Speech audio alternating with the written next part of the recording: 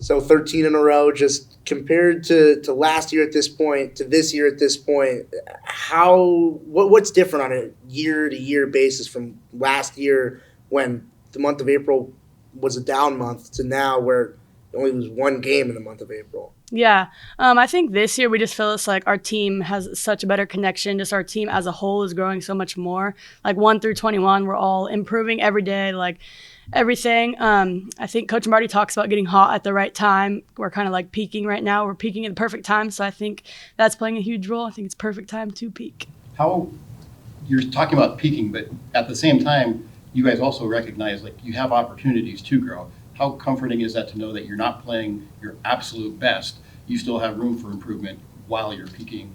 Kind of, the ceiling hasn't been reached, I guess. Yeah. I just think, like you mentioned, every day we're seeing more opportunities grow. It feels great knowing that we may not be at our best, but we're still like I mentioned, we're hot right now. So knowing what we can do, kind of just a little confidence boost, and knowing we can be successful, even if we may not be 100% our best right now. When you think about hot streaks, you generally think about offense and getting a lot of hits. For a pitching staff, what do you sort of associate with a hot streak? What are things that you're doing that are, yep, we're hotter right now at that because we're doing that better? Yeah, I think like Morgan and Stevie are obviously doing a great job starting the game. And then we kind of just feel really good right now is like trusting each other, passing the ball to whoever it may be. Like starter, like Coach mentions, if you can give us 3 innings and that's all you got, that's fine. Give us your 3 innings, all you got, and then pass the ball.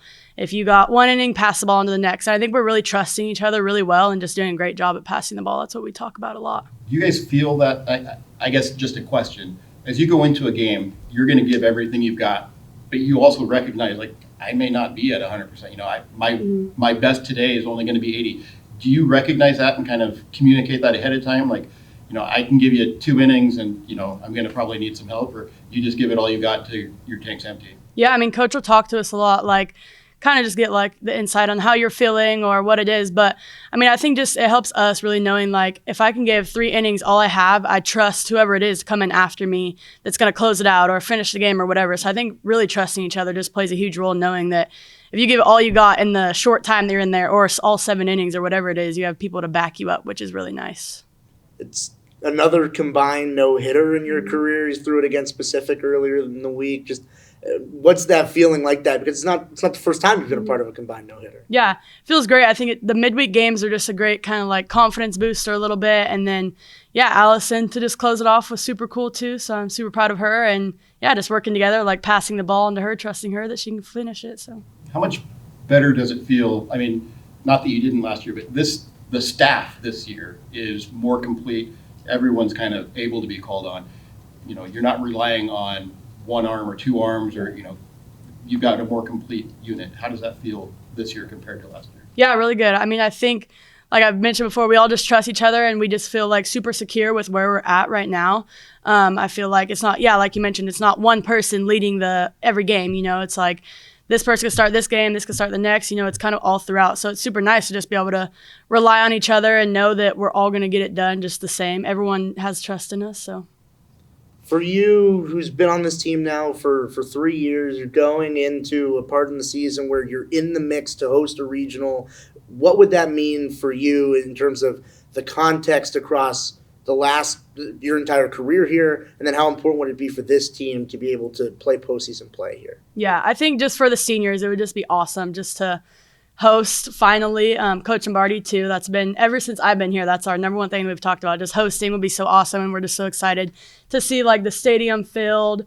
For me, I just think that's like also not just for the seniors, but for all of us. We're all hoping to host so bad, and we talked about a lot like getting farther than we've made it. So I think hosting would give us a really good opportunity to be able to get to supers, and that's the farthest we've ever made it with Coach Lombardi. So I think that'd be awesome for our team. You talk about the seniors. Senior Day coming up this week. What's that moment going to be like for you? Yeah, it's going to be emotional for all of us, I'm sure, just because this is the team that's been there first with Coach Lombardi. So it's going to be a rough one, but I think just getting it done for the seniors, the sweep would be awesome for them. I think that's all they want. It's going to be a good day Sunday, but it's going to be a sad but happy day.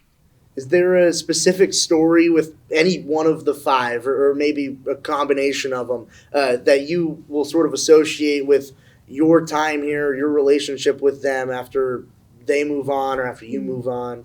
Yeah, I think my freshman year coming in was kind of like the back end of COVID. COVID was still like kind of we were right in the middle of it. And I think that group really like just stepped up and helped like guide us, as we weren't able to like do a lot as a team, just because we were still like distancing and stuff. So I think like Tara, Bunk, Kate, they did a great job at just kind of like showing us what to do, like everything that kind of led us right through the right path. So that was super, super cool. So that's kind of why like my class may be pretty close with them. Kind of a tough one to let go, yeah. This team seems like last year the team was tight. Lots of good relationships have been established. Again, this year, lots of good relationships. But it seems like the team has a different approach, kind of a greater than.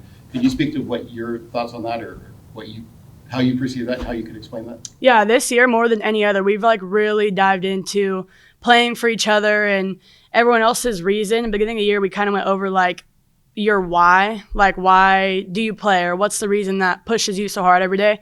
So I think we all know each other's why, so that just kind of helps like if I come to practice and I'm not having the best day, I can rely on anyone else. I can lean on someone else, or I can pick someone else up, or I could tell someone like, pick me up today, I'm having a rough day, kind of thing, So I just think all of our connections are way stronger. We have nothing that gets in our way this year at all, so it's super nice. We're a very, very close team this year. Would you attribute that to, in years past, the team has kind of always been close, but not quite. This year, you guys are actually getting over those hurdles. Do you think that might be one of the contributing reasons? Yeah, definitely. I think on the field, everything is so smooth just because the communication, the connection, like just trusting each other goes such a long way. So yeah, I definitely think that like shows on the field a lot.